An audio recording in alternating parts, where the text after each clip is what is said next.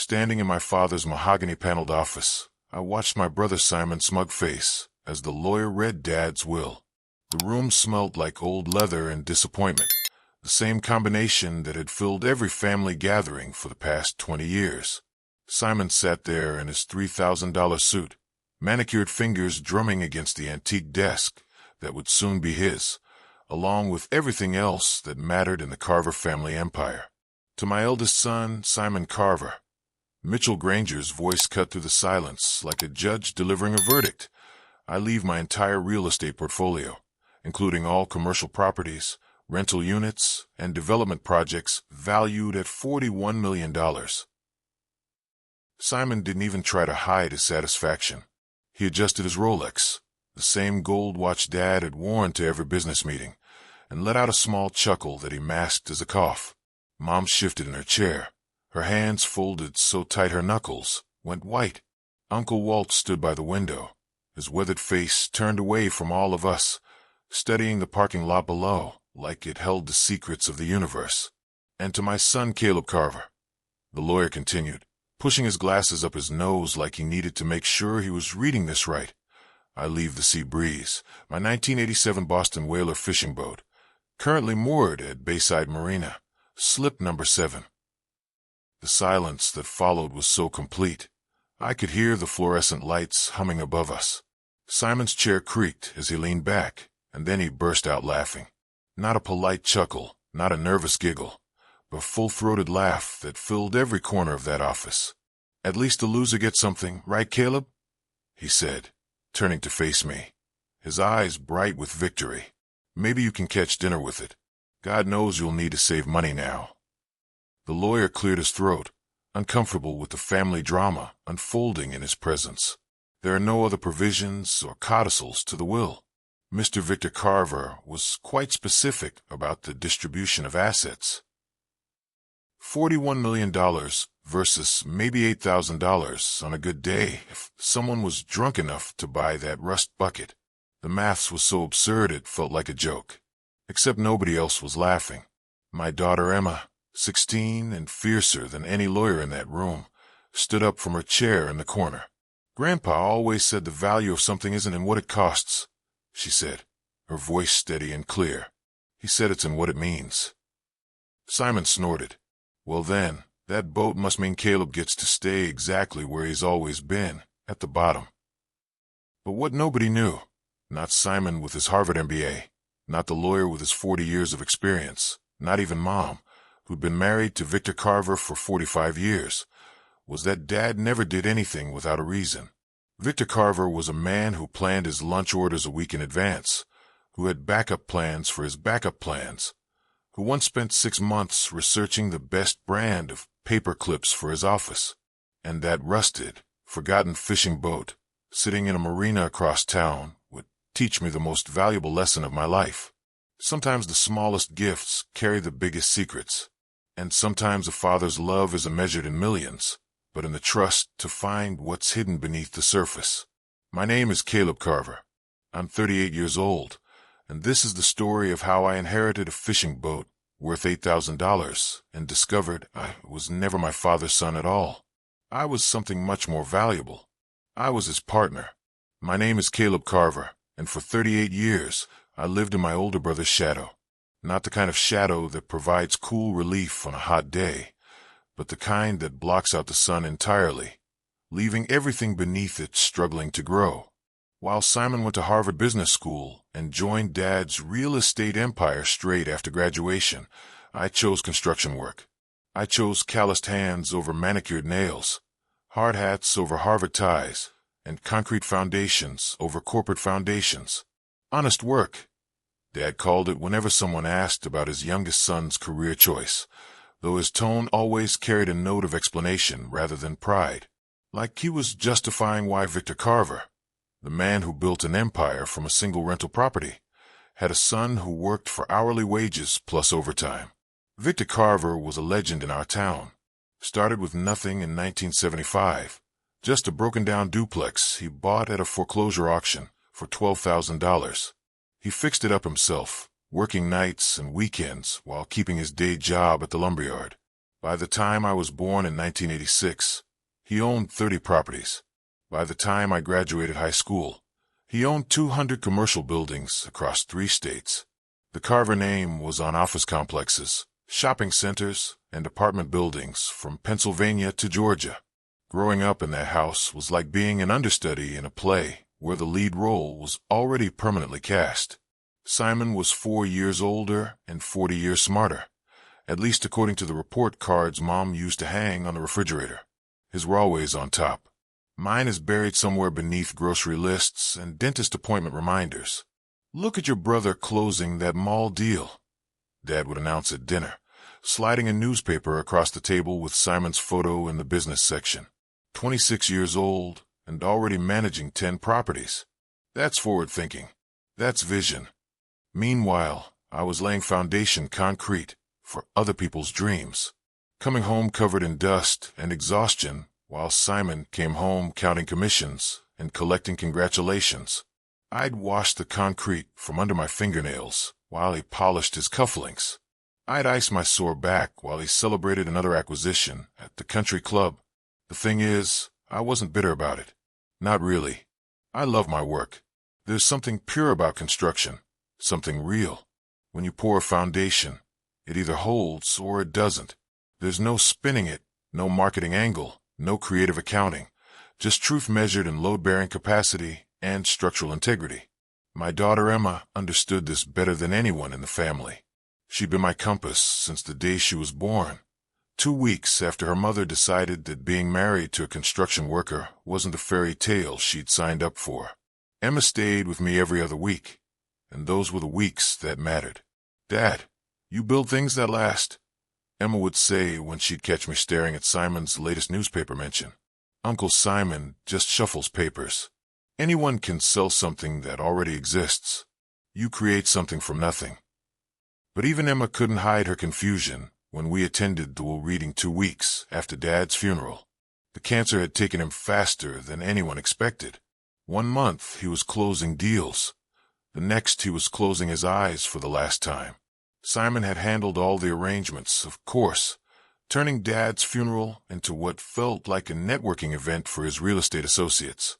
Mom sat quietly in the corner of the lawyer's office that day, tissues in hand, her black dress making her look smaller than her 67 years. "Your father had his reasons for everything," she whispered to me before Mitchell Granger started reading. Even when we didn't understand them, he always had his reasons. Uncle Walt stood by the window, his weathered face unreadable. He and Dad had started the business together back in the 70s, 2 brothers with nothing but ambition and a shared toolbox. Then something happened in the early 90s that nobody in the family talked about. One day, Walt was vice president of Carver Development. The next day, he was gone, starting his own small contracting firm on the other side of town.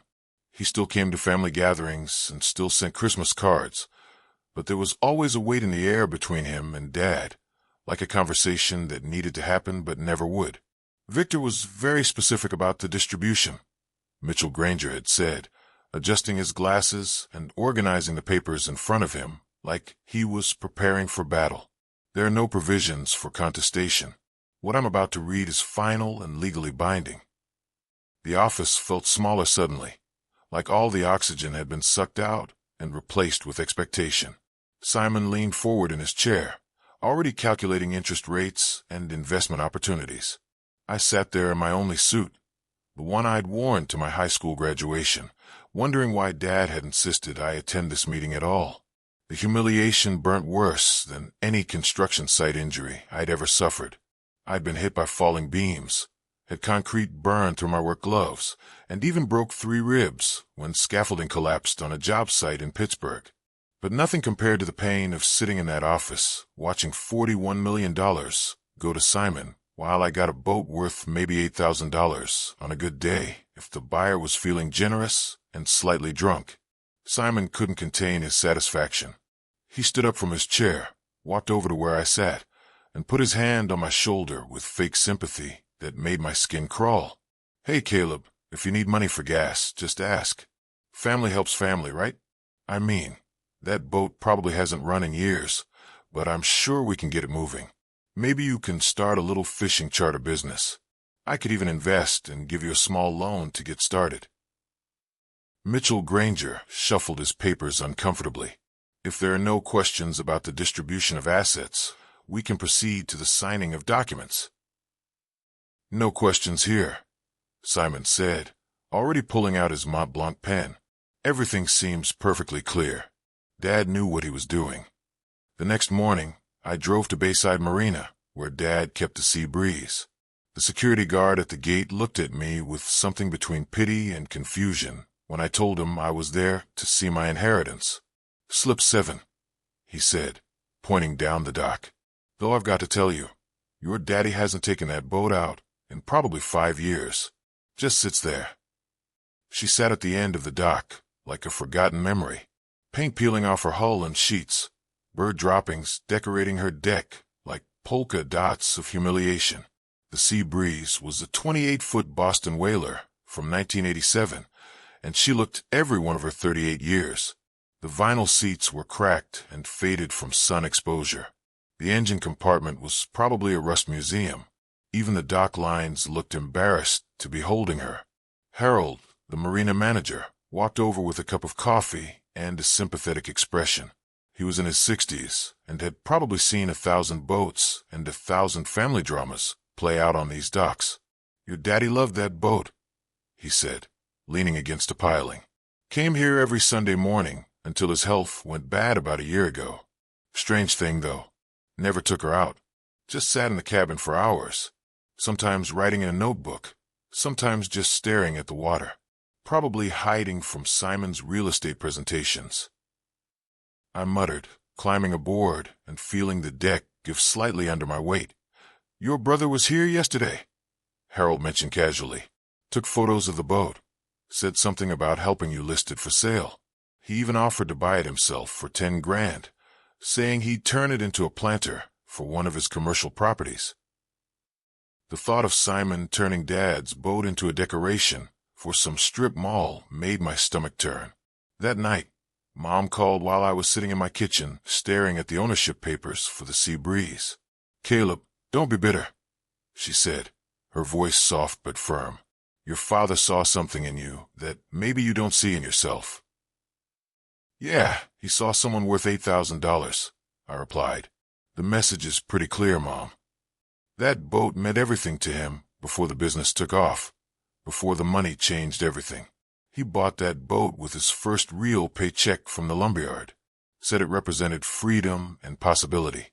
He used to take you out on it when you were little, before Simon got too busy with his advanced placement classes and summer internships." I didn't remember those trips, or maybe I'd forced myself to forget them, along with every other memory from before Simon became the crown prince of the Carver Empire. Simon texted me a photo that evening. He was sitting in Dad's former office, feet up on the desk, holding a bottle of champagne. The caption read, "Heavy is the head that wears the crown, but someone's got to do it. Let me know when you want to sell the boat. The offer stands at 10 grand. Emma found me in the garage later that night, going through boxes of Dad's old photos and papers, looking for something, anything, that might explain why he'd done this to me. "Are you going to sell it?" she asked, sitting down beside me on the concrete floor. "The boat? Might as well. Need to fix the truck transmission anyway, and Simon's offer would cover it with some leftover." She picked up a photo of Dad standing on the Sea Breeze, holding a younger version of me, both of us smiling like we'd just discovered treasure. Grandpa never did anything without thinking it through 10 times. Remember when he gave me that old compass for my 10th birthday? Everyone thought it was junk, just some tarnished brass thing. Turned out it belonged to his father in World War II. Helped navigate a bomber through 37 missions. He said, "Sometimes the smallest gifts carry the biggest stories."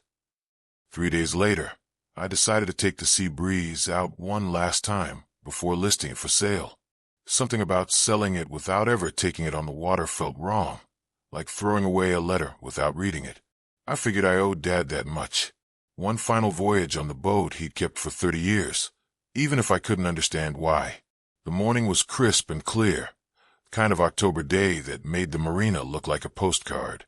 Harold helped me check the engine, and to my complete surprise, it turned over on the first try.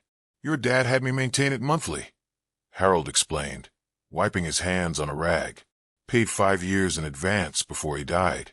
Full service package, including engine maintenance, hull cleaning, and system checks."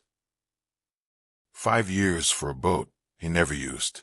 Harold shrugged, but there was something in his eyes that suggested he knew more than he was saying. Said you'd understand when the time came. Also said, if you ever ask about selling it, I should tell you to check everything twice before making any decisions. I spent the morning going through that boat inch by inch, partly to assess its condition for sale, partly because I needed to understand what Dad had seen in this floating puzzle. The deck was solid despite its appearance. The navigation equipment was surprisingly modern, updated just 2 years ago, according to the installation dates. The cabin was small but meticulously clean, like someone had been maintaining a shrine. In the forward cabin, behind the captain's chair where Dad apparently spent his Sunday mornings, I noticed something odd about the wood paneling. There was a slight gap in the mahogany, barely visible unless you were looking for it. The wood was worn smooth around that spot, like someone had touched it repeatedly over many years. I pressed on it. Nothing happened. I tried sliding it. Still nothing. Then I noticed the captain's wheel had unusual wear marks at the full port position, like someone had cranked it hard, left more times than normal navigation would require. On a hunch, I turned the wheel all the way to port until it stopped. A soft click echoed through the cabin. The panel popped open about an inch, revealing darkness behind it. My heart was pounding as I pulled it fully open, finding a hidden compartment about the size of a briefcase. Inside was a military-grade waterproof container, the kind Navy SEALs use for sensitive equipment, with a combination lock that looked like it could survive a nuclear blast. The combination hit me immediately, like Dad was standing right there whispering it in my ear. 3/18.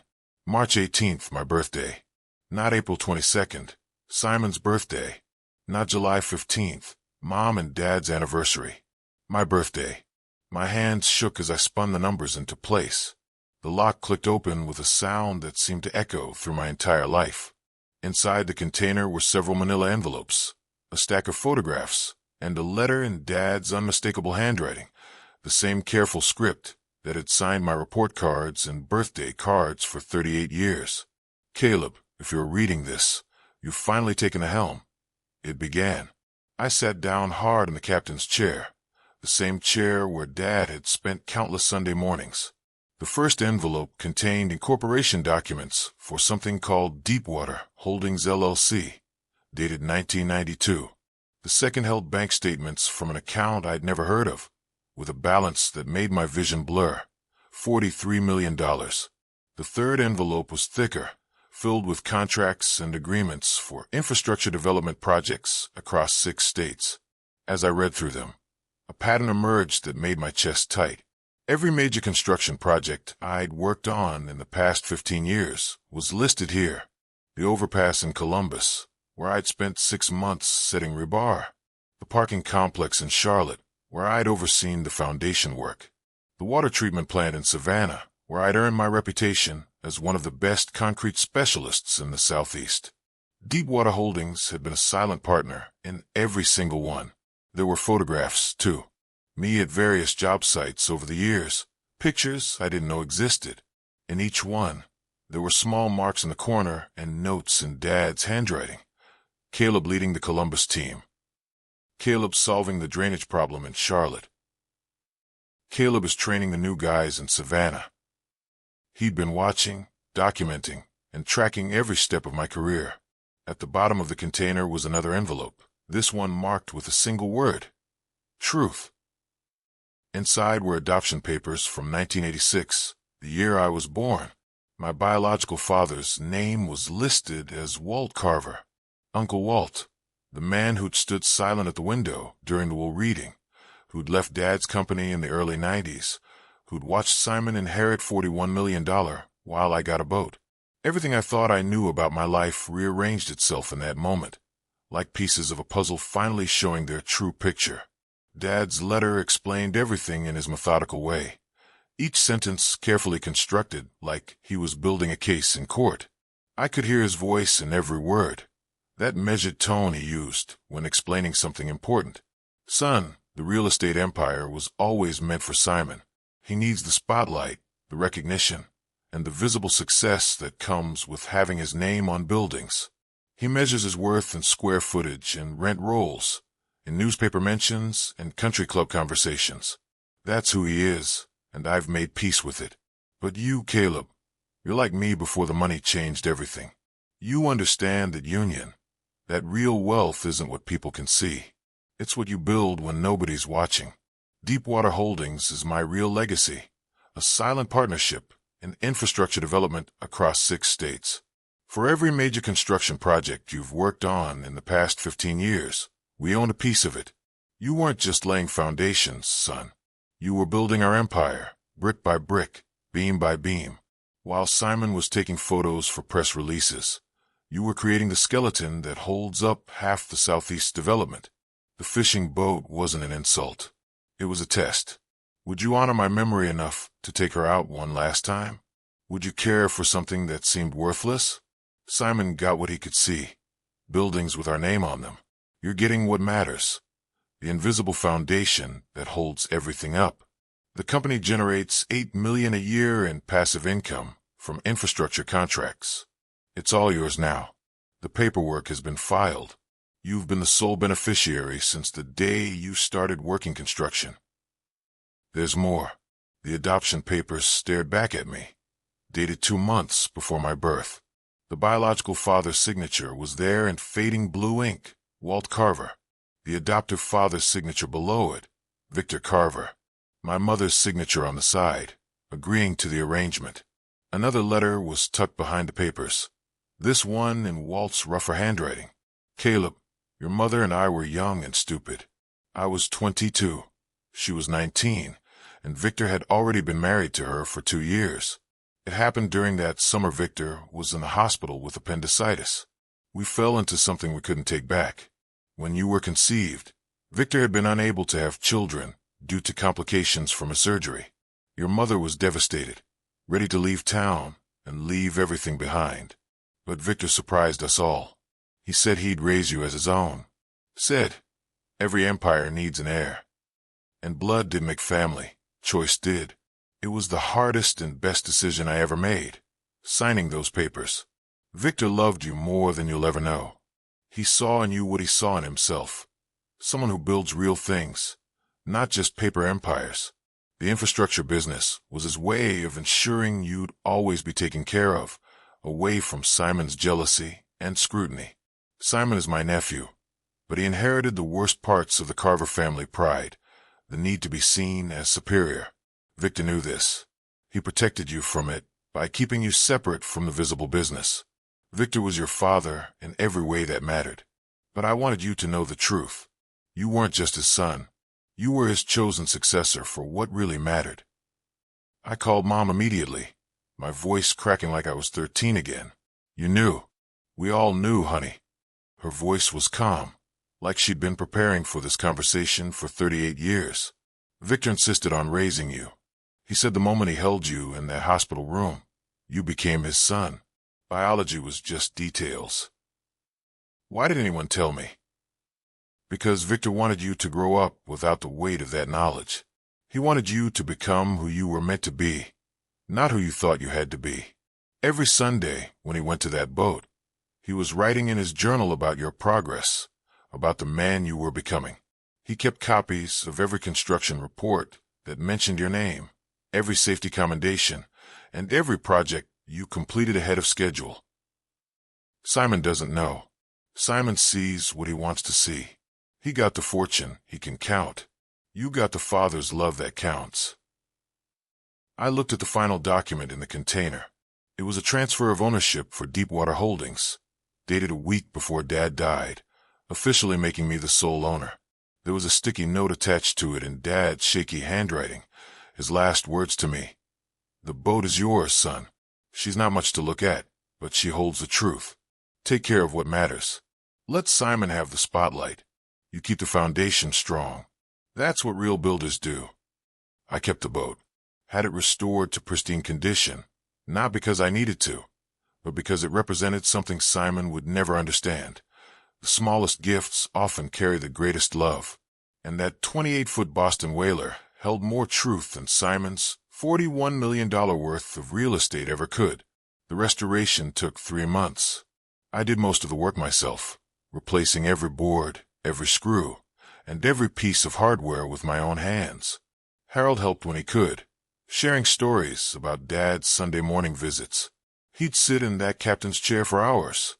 Harold told me one afternoon, as we installed the new navigation system. Sometimes I'd bring him coffee, and he'd be writing in this leather journal, looking out at the water like he was seeing something nobody else could see. Now I understand what he was seeing. He was seeing you.